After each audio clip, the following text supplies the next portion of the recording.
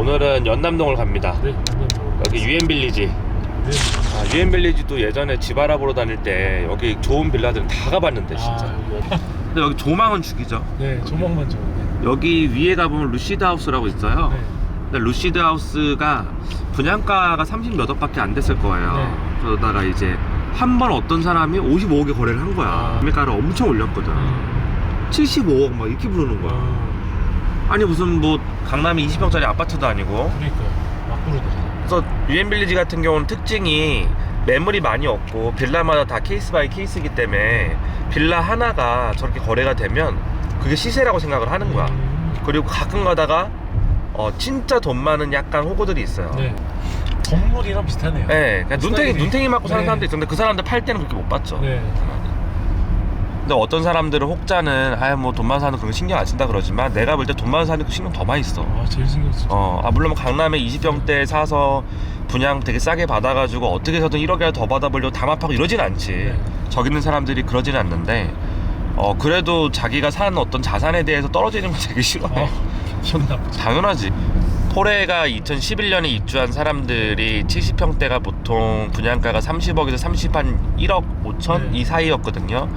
근데 지금 최저가로 거래된 게 27억 7천이고 최저가가 아니더라도 정상적으로 거래됐던 게 작년에 913 대책 나오기 이전에도 32억 그리고 싼 거는 30억 네. 그것도 40층 막 이런 데가 물론 1호 라인이긴 해요. 네. 1호 라인은 아크로서울 포레스트로 이제 막히는 곳인데 3호 라인도 최고가로 거래됐던 게 35억밖에 안 돼요. GD가 3호 라인 살았거든. 네. 근데 GD가 38억 불었어 막. 근데 결국 거래 안 됐어요. 그래서 낮춰서 판 걸로 알고 있어요. 네.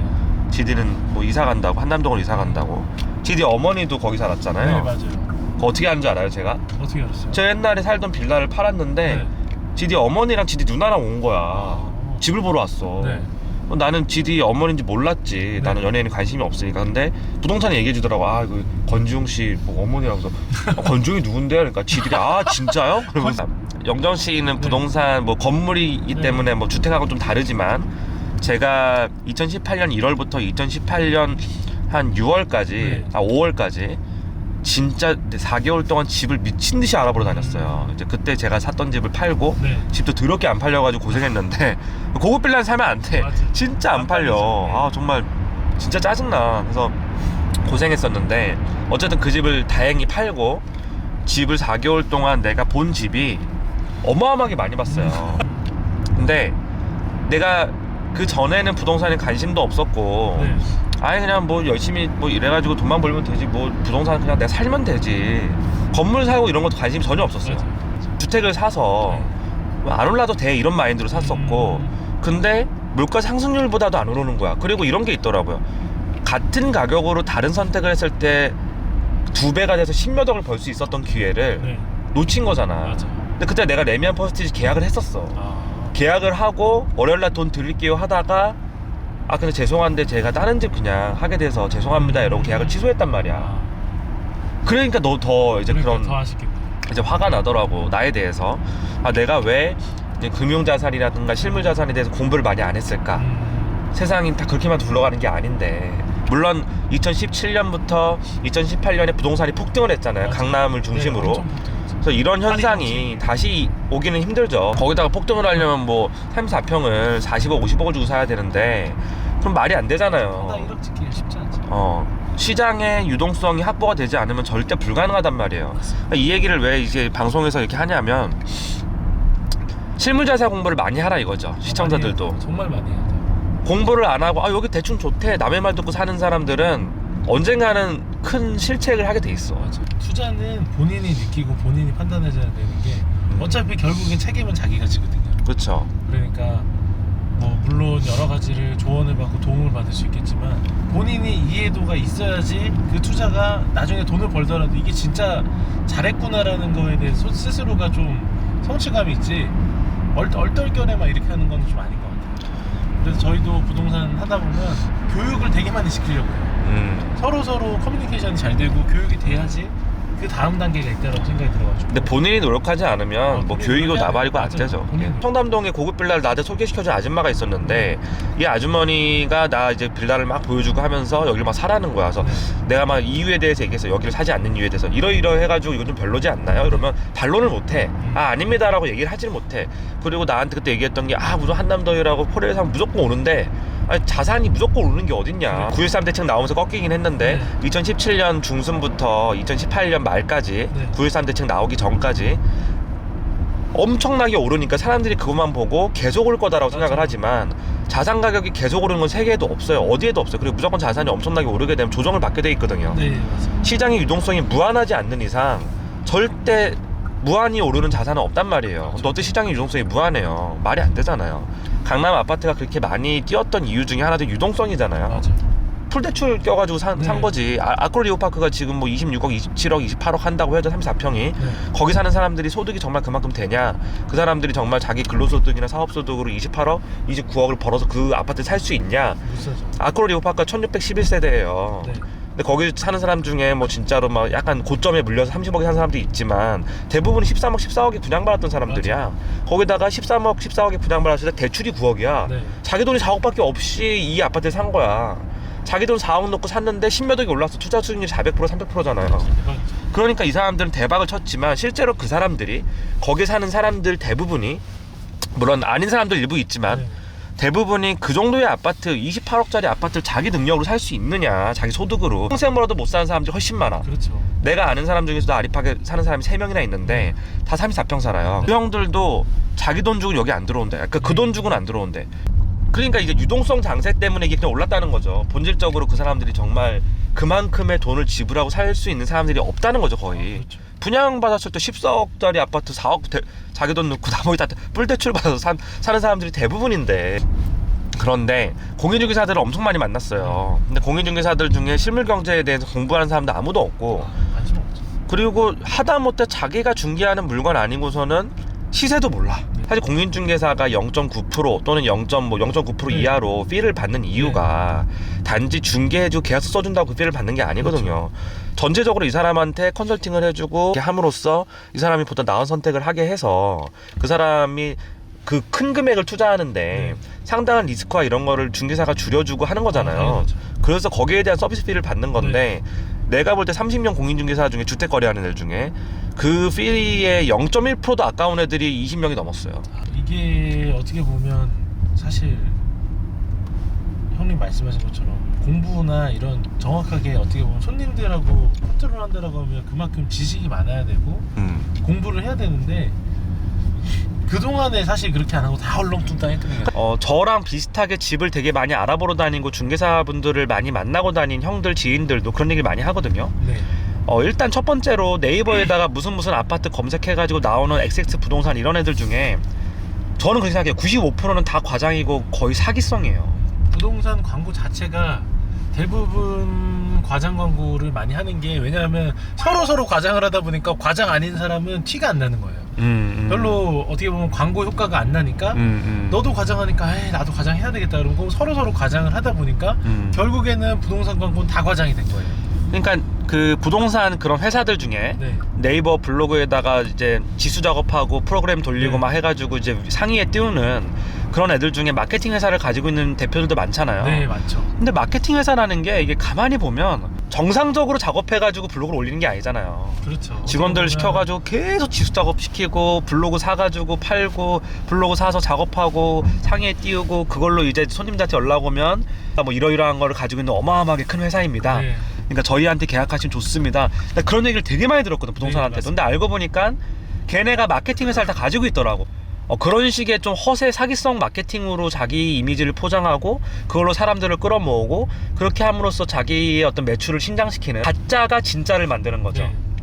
네. 그런 그러니까 경우가 굉장히 많잖아요. 뭐 B2C 사업을 하는 사람들 같은 경우는 자기 뭐 사장의 얼굴이 곧 그 브랜드의 얼굴이기 때문에 뭐 그런 거를 홍보하는 건 좋아요. 거기까지는 좋은데 최소한 자기가 가지고 있지 않은 거에 대해서 가지고 있다 뻥을 치던가, 아니면 자기 회사 매출이 뭐 30억밖에 안 되는데 뭐 몇백억대 CEO라고 구라를 치던가, 이런 거는 하지 말아야 되는 거 아니야? 근데 내가 이제 이 얘기를 왜 하냐면 네.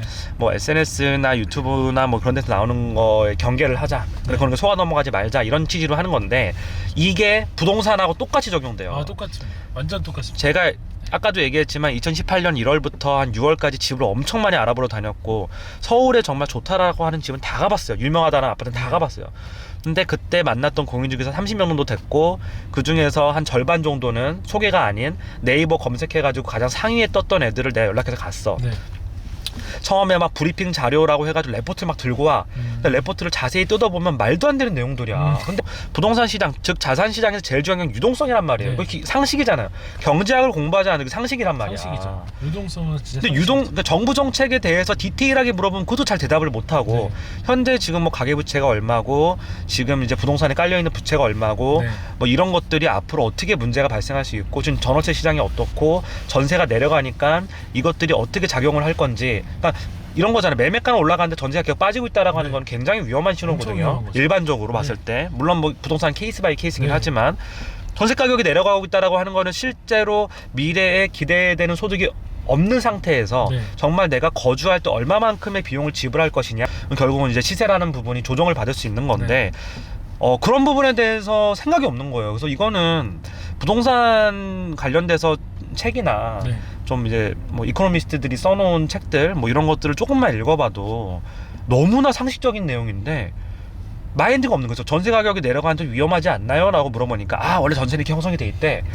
처음에 아크로 리버뷰를 특정 아파트를 걸어서 죄송합니다. 근데 어쨌든 그 아파트에 대해서 뭐 이게 뭐 감정이 있어서 그런 게 아니라, 아크로 리버뷰가 처음에 분양가가 10몇 억대였어요. 30몇 평밖에 네, 없잖아요, 맞아요. 리버뷰가. 아크로 리버파크랑 레미안 퍼스티지 반포에 있는 핵심 아파트들이 다 25억, 26억을 찍으면서, 네. 34평 기준이에요.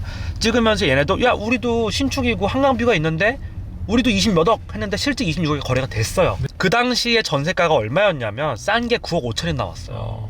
그러면 전세가율을 볼 때 엄청 전세가율이 차이나요. 30몇 네, 프로대예요. 맞아요. 말이 안 되는 거거든요. 그렇죠. 말이 안 되죠. 당시에 서울시의 전세가율 평균이 60몇 프로, 69%, 거의 70%. 네, 거의 70% 가까이 됐는데, 강남에, 그것도 서초구에 반포 옆에 붙어있는 잠원동에 있는 아크로 네. 리버뷰 신축이, 보통은 신축이 전세가율이 더 높은 거 아시죠? 맞아요. 전세가는 정말 그런 거잖아요. 내가 이 돈을 주고 거주하는 비용을 내는 맞아요. 거잖아요. 네. 실질 거주 비용이죠. 실질 거주가 사실 전세가 제일 중요해요. 그 실수요라는 네, 거잖아요. 맞아요. 그게 물량이 한 번에 풀리면서 전세가가 낮았던 것도 있어요. 네. 그 이후에는 전세가 11억, 12억에도 거래가 됐었어요. 네. 아리팍 같은 경우는 뭐 엄청나게 올랐는데 14억에 거래가 됐다가 최근에 12억까지 떨어졌어요. 전세가가 네. 오히려.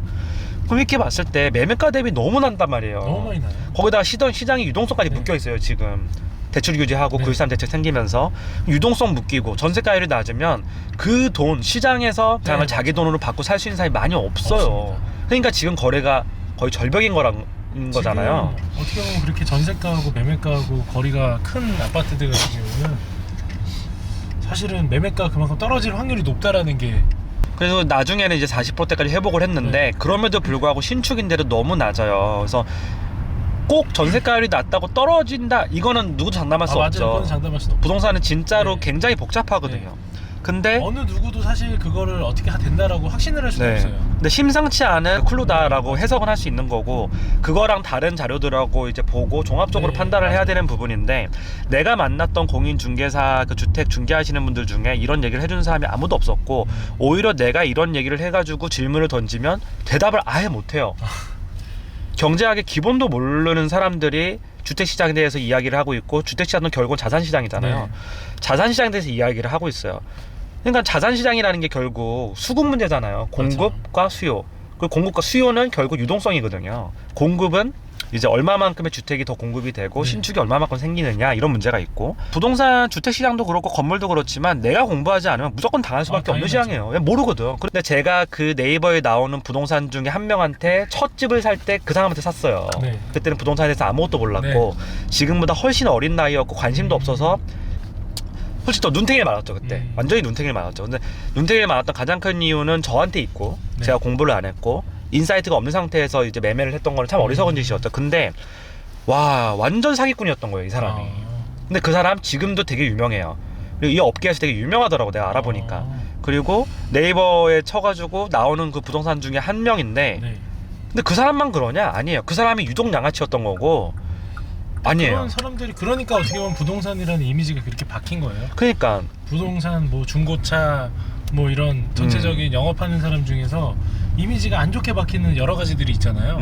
그런 게 어떻게 보면 소수의 그런 사람들에 의해서 생기는 거지만 저는 그렇게 생각해요. 어떻게 보면 부동산 하는 사람들도 어떻게 보면 지적 수준이나 아니면 자기가 뭔가 이 전문가가 돼야겠다라는 생각을 가지고 있는 사람이 정말 소수고요.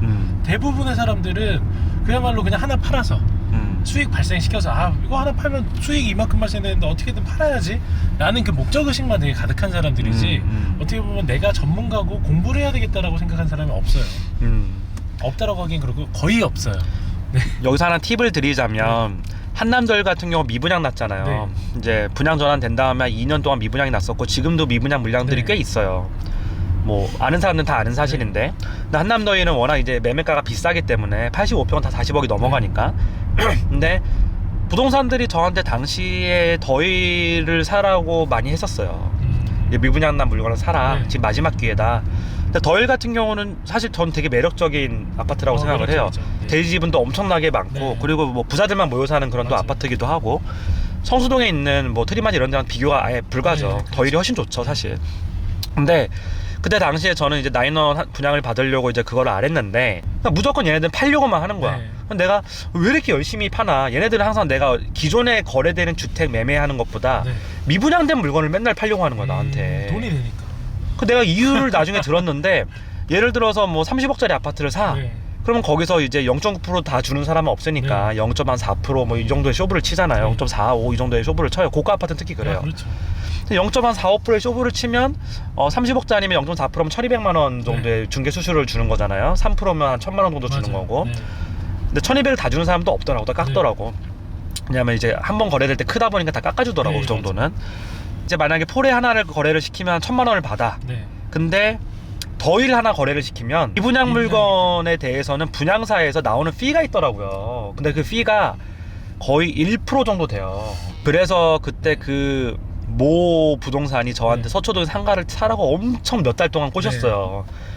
그러니까 그게 20억짜리 상가였는데 네. 5% 받으면 1억 아니야. 네, 그렇죠. 근데 아파트는 고가 아파트 팔기도 힘든 거 네. 10채를 팔아야 되는데 네. 상가 하나 분양하면 그냥 맞아요. 버네. 그리고 상가뿐만 아니라 아파트도 마찬가지일 거예요. 이게 1% 근데 겉으로 보이는 거 1%라고 하지만 1%보다 더 컸을 거예요. 그러니까 걔네들이 광고회사 세워가지고 네이버 1페이지를 다 네. 도배하고 있잖아. 1, 2페이지, 3페이지 다 도배하고 네. 있는데 완전히 네이버를 도배하다시피 그렇게 작업을 하고 알바 쓰고 직원 써가지고 맨날 그 짓만 한 거잖아. 광고회사는 대부분 그렇게 네이버에 띄우는 걸 목적으로 하는데 작업하는 걸 계속 노가다 작업하는 거죠. 계속 그렇게 해서 올리는 거죠. 띄우는 그러니까 거죠. 그 노가다 작업을 하기 위해서 자기가 CEO인 것처럼 보여야 음. 어떻게 보면 그런 노가다를 할 수 있는 젊은 열정 있는 친구들이 들어오고 그 친구들도 계속 일하다 보면 실속이 없으니까 나가면 또 새로운 애를 충족해야 되니까 그 CEO 자리를 유지를 해야 되고 그렇지. 악수를 그러니까 하고. 계속 허세를 부려야 되는 거고.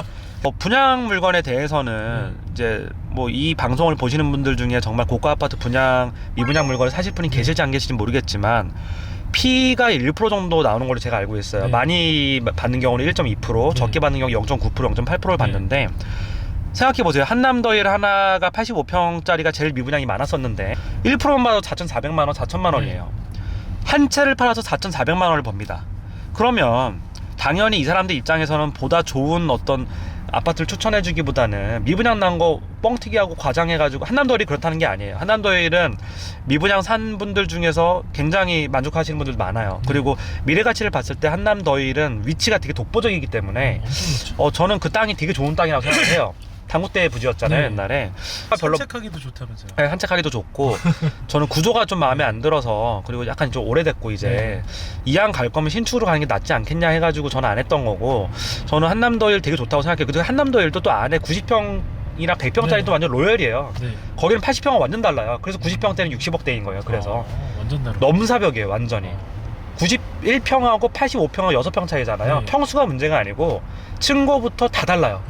그리고 이제 재밌는 게 100평짜리는 거의 다 정리가 됐어요. 90평대라. 오히려 더 비싼 게 빨리 정리가 됐어요. 85평짜리가 좀 미분양이 많았었고 아예 프리미엄이 훨씬 더 네, 아예 막 슈퍼 네. 리치들이 그걸 사버린 거죠. 부동산들이 왜 그거를 자꾸 권해주고 하라고 하는지에 대해서 알아야 된다는 거죠. 피가 되게 많이 나와요. 한방 솔직히 걔네 입장에서는 하나 팔아가지고 4-5천만 원 챙기면 남들 연봉 1년 연봉인데 굉장히 꿀인 거죠. 특히나 주의해야 될 거는 네이버에 검색해서 나오는 부동산들 중에 알아보면 훨씬 싸게 살 수 있는 방법도 되게 많아요. 예를 들어서 집주인은 30억에 내놨는데 얘네가 35억을 불러요. 정말이에요. 이거 있었던 일이에요. 저한테 그랬어요. 5억을 붙이지? 갤러리아 포레를 집주인이 네. 35억 5천만 원을 받아달라고 했어요. 네. 마지노선이. 그리고 35억을 부르는 거야. 35억을 부르고 한 1억 정도 깎아주는 척하고 34억에 팔려고 했던 거야. 네. 그럼 얘네는 쇼부를 치는 거지. 이 가격에 팔 수 있는데 얼마 더 줄 거냐. 이런 식으로 중간에 장난을 되게 많이 쳐. 중고차 딜러랑 똑같아. 정보를 좀 찾기 귀찮고 그래가지고 안 찾는 사람들한테는 이렇게 엄청나게 손실을 볼 수 있는 일이 특히나 생기는 거고. 지방 부자들이 많이 나간대요. 지방에서 돈 싸들고 올라와서 부동산 붐이 불었을 때 네. 강남에 뭐만 사면 오른대 이러면 이제 지방에 돈 많으신 분들이 올라오는 거예요. 그러면 이 사람들 서울 시세 이런 거 잘 모르니까 네. 그냥 눈탱이 그냥 막 치는 거예요. 시세가 16억이고 바로 옆에 동이 16억에 거래가 됐는데 맞아요. 아 이게 18억입니다 이러고 해서 18억에 팔아버리는 거야. 아 근데 아파트를 그거 왜 당하지? 저는 이해가 안 가. 나도 이해가 안 돼. 아니, 하나는 네. 그거를 쳐볼 줄 잘 검색을 할 줄 네. 모르는 분들이 계시고 또 한 부류는 검색은 했는데 이런 거죠. 아리팍이 네. 지금 34평 최고가 찍은 게 네. 시골에 찍은 게 30억이잖아요. 네. 근데 30억을 어떻게 찍었냐를 추적을 해보면 24평이 24억 5천만 원에 거래됐다. 즉 한 평에 1억에 거래됐다라고 하는 소문이 돌았어요. 그게 기사로도 나왔고 네. 부동산 카페를 뒤덮었고 맞아요, 야 맞아요. 강남이 드디어 평당 1억을 찍었구나. 드디어 찍었구나. 예, 그래서 34평을 어떤 사람이 34억에 내놨는데 야 나도 1억 받을래 이렇게 내놨어요. 아 지금 사장님 지금 평당 1억 가는데 아시죠? 평당 1억 2천도 가요. 근데 사장님한테 특별히 평당 지금 금매로 평당 8,500, 9천에 나온 아파트가 있는데 이거 사세요. 평당 9천이면 30억 아니야. 네. 평당 9천에 산 거예요. 눈탱이 밤탱이다. 네, 눈탱이 밤탱이 맞은 거지. 지금 그거 28억에 내놔도 안 팔려요. 그러니까요.